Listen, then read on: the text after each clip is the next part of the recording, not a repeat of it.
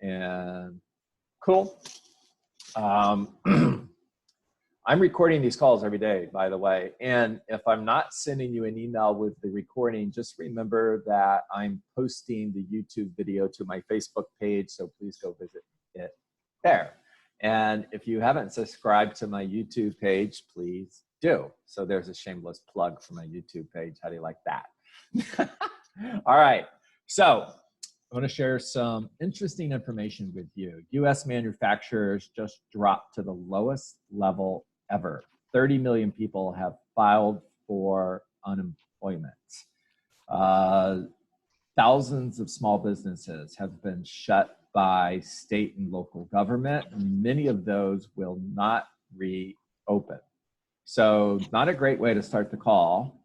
And yet, a lot of real estate agents would tell you they are having their best year ever, or they're busier than ever, which is awesome. Congratulations. I'm excited for everyone who is succeeding. However, not everyone is. Matter of fact, it's the majority. Yeah, the cat walks across my table every so often as well. It's one of the benefits of working from home. I love that. So it's cool. That's awesome. It's a fact that about 80% of the real estate community, about 80% of real estate agents are looking at this health crisis like a temporary blip in the radar screen, and they're waiting for things to go back to normal. It's also a fact that 80% of the agents are not doing well. The 20% that are crushing it are taking more than their unfair share because they are actively working their databases and they're connected to their people. So they're taking more than their unfair share. It's one of the things that happens in a shift. Now, I would tell you that the writing is on the wall, even for everyone who is super busy right now. Look at the number of listings that are taken month over month. In other words, look at how many listings were taken in April 2020 compared to April 2019. Let me just share some numbers for you from today's Tuesday, right? From yesterday's Keller Williams Realty International Growth Call. Listings taken down by 33% year over year. Closed units down by 15.5% year over year. And if anybody said, John, what's the number one indicator of the future when it comes to the real estate market? In other words, what do I want to keep an eye on? I would tell you listings taken. 100% listings taken. And listings taken being down by 33%, that's a big number. You should pay attention to that. Don't ignore that. The writing is on the wall. And what I mean by that is, even if you're not feeling the pain of a shift yet, you're going to.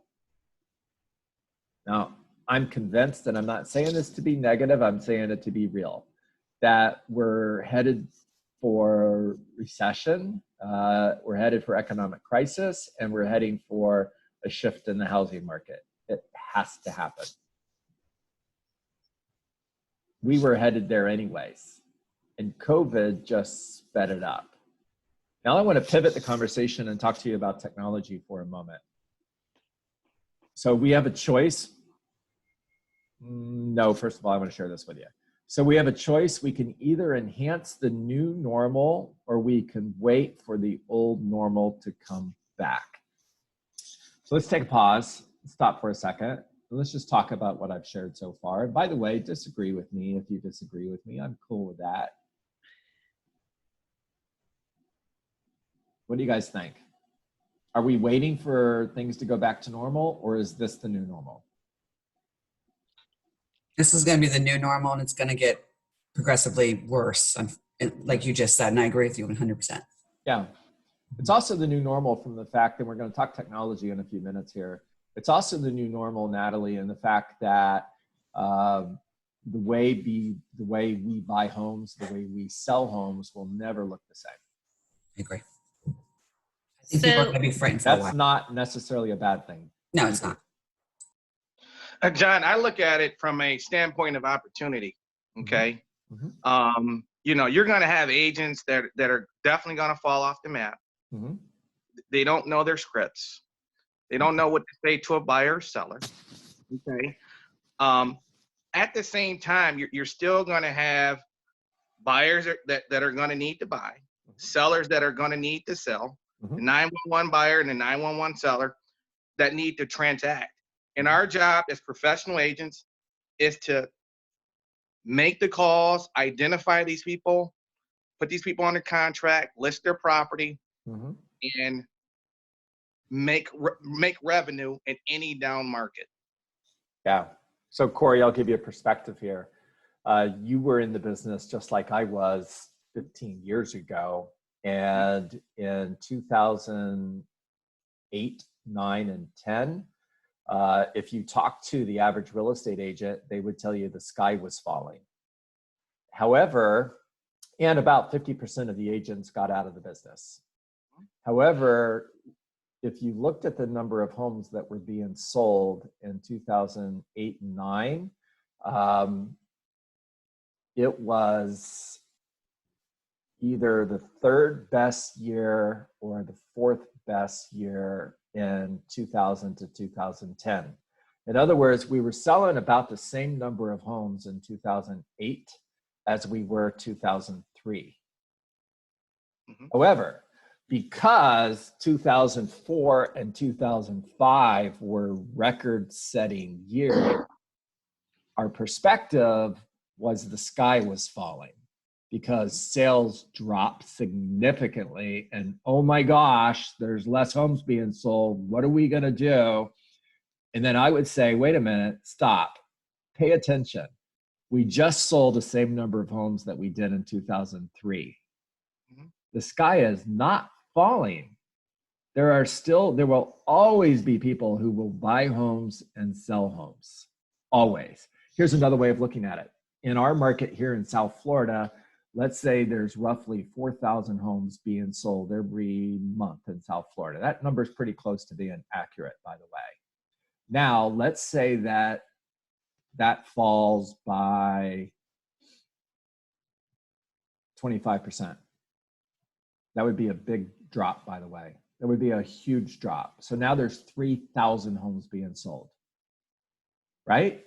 Now, if I have a goal of selling 5 homes a month, is there enough business for me to get my goal? Yes. Yeah. Yeah. 100%. So, John. Yeah. Yesterday on the Waxman call that we had, my favorite thing was the agent. I think she's in your office. I don't know which office. Who's been in the business 3 weeks and has 3 under contract. And all I kept thinking was, it was kind of, if we could have that mindset of ignoring and not knowing, like to her, this is real estate. So if we just have that mindset of, this is real estate, nothing else matters around us except doing what we should be doing, because she's doing what she should be doing without even having anything to compare it. And that's really the mindset to have. It's sort of like an artist wanting to have the child mindset. We need to have that newbie mindset and just go for it. She got into it to make money. We got into it to make money and Love that. Money. Love that. I think that I always say that, like, the new agent is so naive, not in a bad way, like a fantastic way, that they will chase every lead that us as senior agents would turn our nose up to, right? They would sit in a buyer consultation with an investor where in 2 years ago, the market was like, oh my gosh, another investor to us, right? Yep. So I think that you have to get back in that mindset. And even when 2012, when the market was kind of shaky, that was me and Corey's best year. Like, I think I did 50 buyer sites and he did 200 listings. That was it was just because we were just focused on we adapted to the market of what it is Yep. There you go. changing. There you go. Yeah. You know, So- we know the cycle of real estate. You know, the cycle of real estate. You know, you're gonna have your peaks and you're gonna have. Oh, I lost him. Last year. Somebody was calling me. Sorry about that. My brother had to send them to the voicemail. But we have our peaks and we have our lows. And that's just the way real estate is, but we have to adapt to the, you know, to the next market. You know, every single day when the market was great for everybody, I always had the mindset of, hey, listen, this isn't going to last long. This isn't going to last long. You know, there will be a shift in the market. What are we going to do? How are we going to adapt to it? What are we going to say? How are we going to go after that business in order to sustain our income? So with the market shifting, for a lot of us, it's going to be a great opportunity to gain market share. Love that. Good job, Corey. So I want to, speaking of shift, I want to shift the conversation just a little bit and talk about technology. And I want to share something with you that I was listening to Jason Abrams share this morning. Jason said, over time, consumers always get what they want. Now think words matter, guys. Pay attention. Over time, consumers always, not some of the times, not most of the time, always get what they want. And COVID is simply hastening that. So what do consumers want? They want to look at less homes. And I want you to ask yourself, does this ring true to what I've been hearing the last 4 weeks? They want to look at less homes, but more of the right ones. They want better search to be more human. They want a streamlined experience where they can do the transaction with visibility through their phone. The things they want are clear and they want it now. So when Gary Keller started tearing his company apart back in 2015, he disrupted his own company and he went from being a education-based company to being a technology company. And he said, there's this thing called the fourth industrial revolution, and it's changing the way we live. And it's not just changing the way we're going to buy, sell real estate in the future. It's changing everything we do, all based on a platform-driven model using data and artificial intelligence. For example, Ubers and taxi cabs, Travelocity and travel agents, Airbnbs and the hotel industry. And it's going to affect the real estate world as well. When he started doing this, first of all, most people laughed at him and said, you're out of your mind. When he said he was going to spend $1 billion of his own money to create this platform, again, most people thought that he was out of his mind. And he would tell you that even then, he thought this was a journey that was going to take 5 to 10 years. So this was 5 years ago. And now I would ask you, did COVID hasten this? Are we in it now? Yeah. And what does that mean?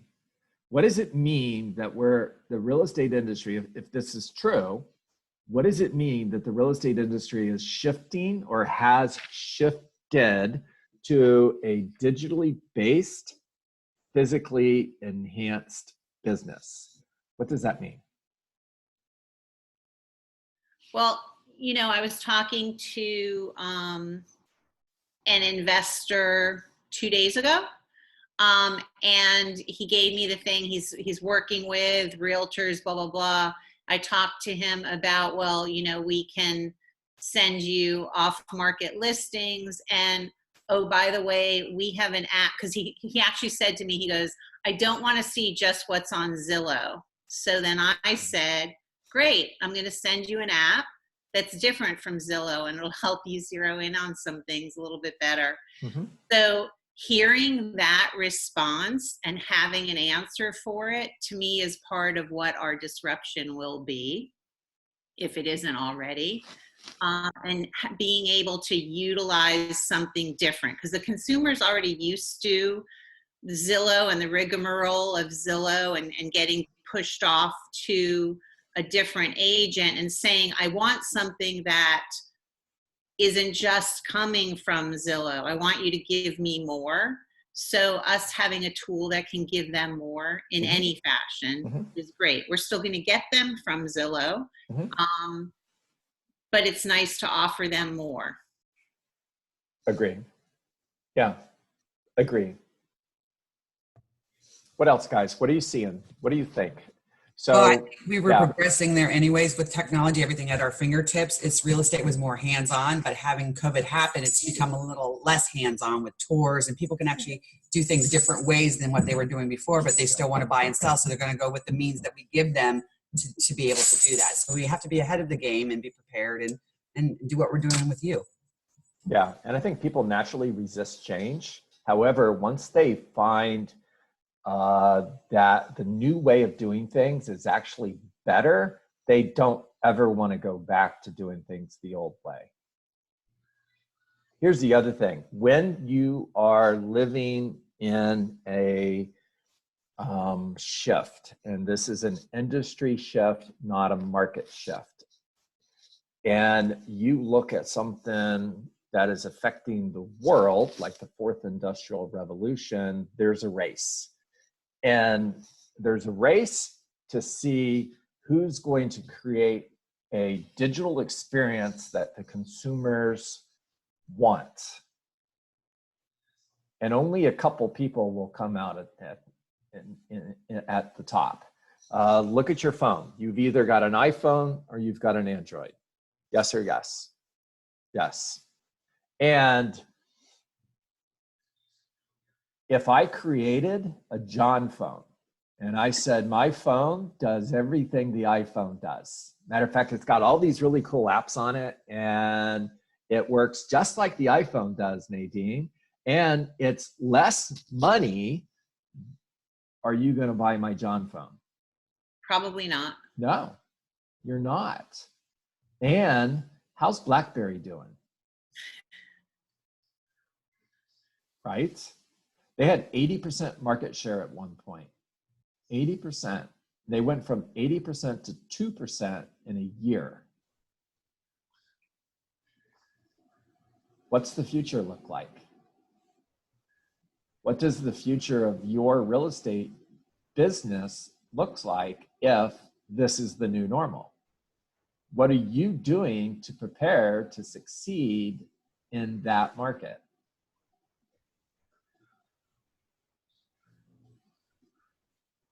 For those of you, and I think everybody on here, I know I've got some guests, so if you're not with Keller Williams, this is not a recruiting conversation. And I just want to share a screen with you really quick. Let's see, go there. Share. Cool. You guys can see that, right? I'm going to go to Zillow.com and we're going to look for homes. You guys see that? Mm-hmm. So I love to go skiing, and give me a minute. I want to get rid of this. Okay. I don't even know what that was. Okay. And let's look at Beaver Creek, Colorado.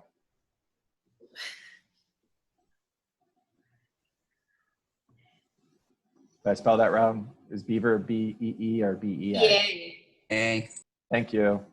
I knew that.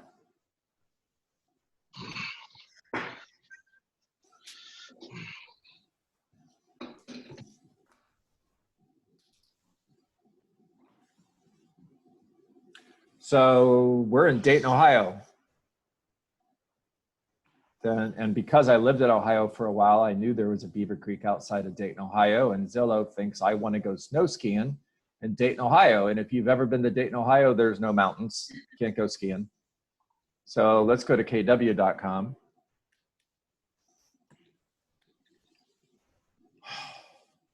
And let's do the same thing.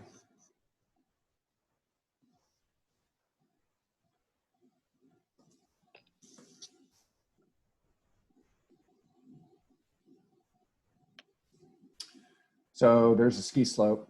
Let's zoom out so we can actually see. Where's my zoom button? There we go. These are the ski slopes. You guys see the ski slopes? We're looking right at the mountain, guys. And I want to, I'm gonna buy big. So let's go for this $1.7 million property. You guys can all move there with me, okay? We'll go skiing.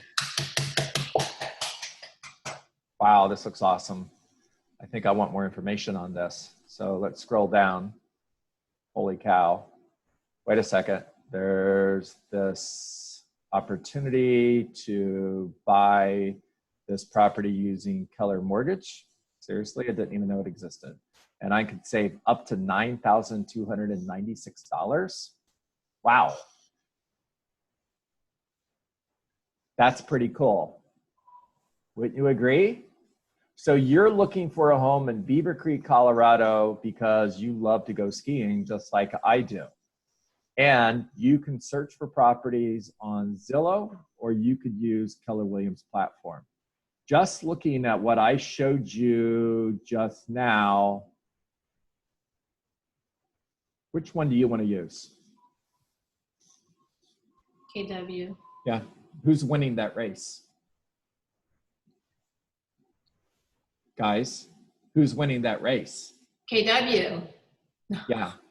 And what did we say earlier when there is a race and a industry shift, specifically to the fourth industrial revolution with data and artificial intelligence, and there's only going to be a couple who survive this.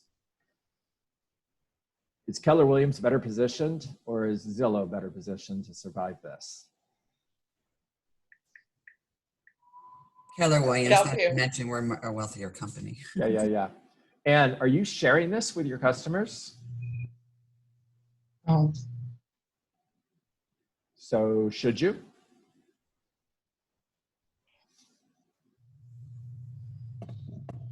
Yes? Yes. Yes, talk to me. When are you going to start sharing this with your customers? Now, I mean, Today? we have, Yeah. Do the Yes. same thing.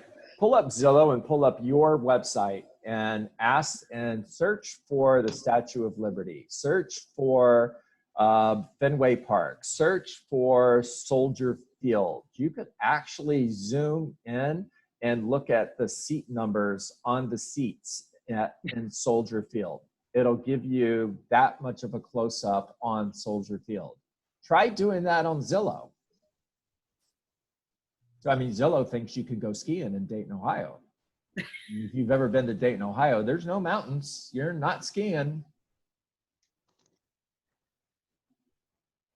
What's your ahas, guys? Remember how this conversation started. This industry has shifted. We are in a digitally based, physically enhanced real estate business right now. What's your ahas?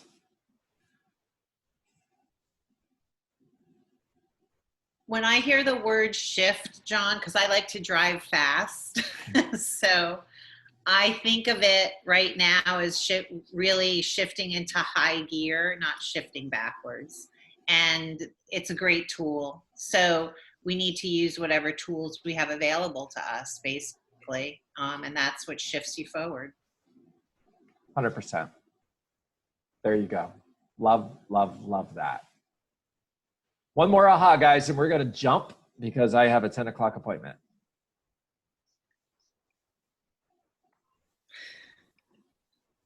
I know, John, good morning. It's Marcia. Hi, Marcia. I know I have been sending the app out to clients here and there, but trust me, as of today, this is a valuable tool that I will be making sure I send out, particularly to clients that are sitting on the fence. you go. Love Yes. it. Okay, love it. Guys, thank you so much for allowing me the opportunity to spend this time with you. I will look forward to seeing you tomorrow morning at 9:30. We are transitioning as we get back into the physical office space to a once a day call versus 2 calls a day. I don't have a definite time on that yet, so stand by. We're still 9:30 every morning for now. Here's the other thing. We're going to transition right from Survive to Thrive right into group lead generation via Zoom. So you'll be able to be a part of this call and go right into lead generation immediately afterwards. And stand by for more information. Make it a great day.